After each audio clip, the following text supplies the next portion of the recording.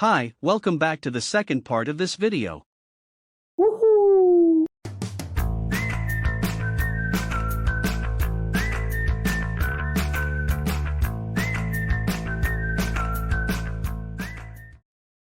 So, we ended the previous video with the following question. What if we are mindful of the bad habit, and become even more attached to the behavior because we really like it? Wouldn't this strengthen our relationship with the bad habit?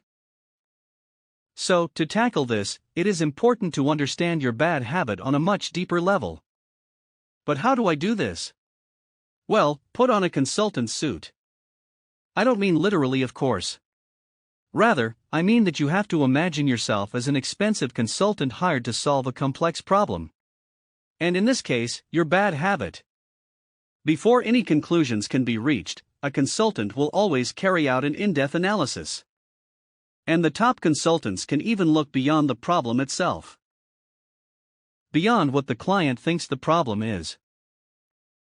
And this by challenging all the assumptions and constraints around the problem. They try to understand the overall system or game that is being played, and the key elements within the game that might contribute to the problem.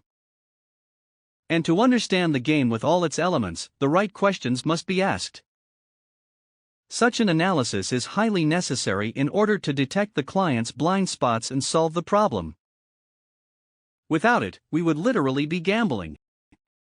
So how can you use the consultant mindset to break your bad habits? And what does this have to do with self-awareness? Well, as you remember from part 1, self-awareness is about being more aware of your own behavior, and the things that trigger you to do this behavior in the first place.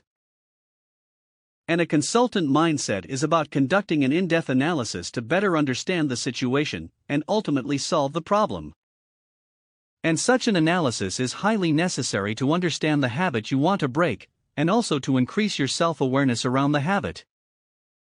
So, try to imagine yourself as an expensive consultant, and analyze the pattern your bad habit is following, as well as the elements that trigger you to do it. Ask questions like, when exactly am I doing the bad habit? In what circumstances? And what do I feel at that moment?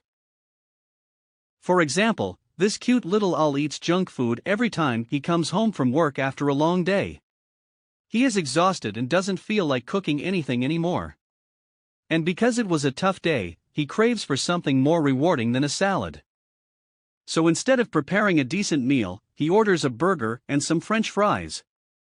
Now that you better understand the pattern your bad habit follows, you can look for ways to solve it. And one way is to make the good behavior as easy as possible. For example, this owl can make a list of healthy meals that he likes, and use one morning in the weekend to prepare several meals at once. Meals he can easily keep in the fridge or freezer, so that next time he only has to reheat his food and that's it. This is just one of the many techniques out there to help you break your bad habits and create good ones. If you are interested in more tips and tricks, make sure to subscribe because every Wednesday for the next few weeks, we'll be sharing more on this topic. So now you know what you can do to be more self-aware of your bad habits, by adopting a consultant mindset, as well as by practicing mindfulness. And before we recap, let's briefly mention 2 dangers you should absolutely know about. First of all, an important requirement for being your own consultant is to try to be honest, critical, and objective with yourself. And that you need to be aware of the mistakes and shortcuts your brain makes, also known as cognitive biases and heuristics. For example, be careful when asking why questions. Why is that? Well, there are multiple reasons, but the main one to remember is that we simply don't have access to many of the unconscious thoughts, feelings, and motives that we're looking for. And because of this, we tend to come up with answers that feel true, but in reality they are wrong.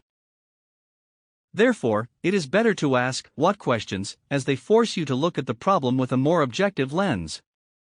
For example, what is going on at the moment? What time is it? What do or can I feel?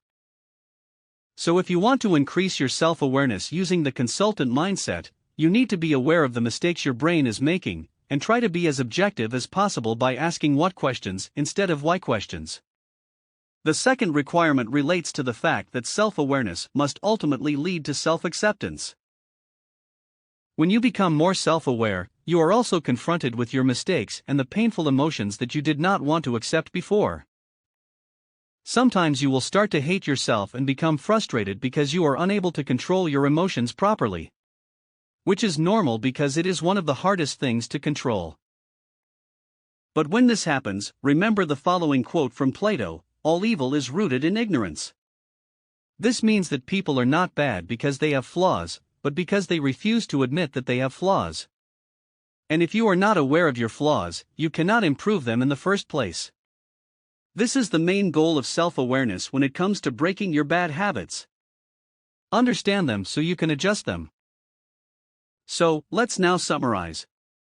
Our habits work like automatic programs that we are often unaware of. And because of this, they control us. So, the first step to break your bad habits is to become more aware of the habitual pattern itself, and of what happens in your mind, body, and environment when you do it. Therefore, we must train ourselves to be more mindful through mindfulness meditation. But simply being more mindful is not enough. We need to understand the bad habit on a much deeper level. To accomplish this, put on a consultant's suit and analyze the habitual pattern, as well as the elements that trigger you to do the bad habit.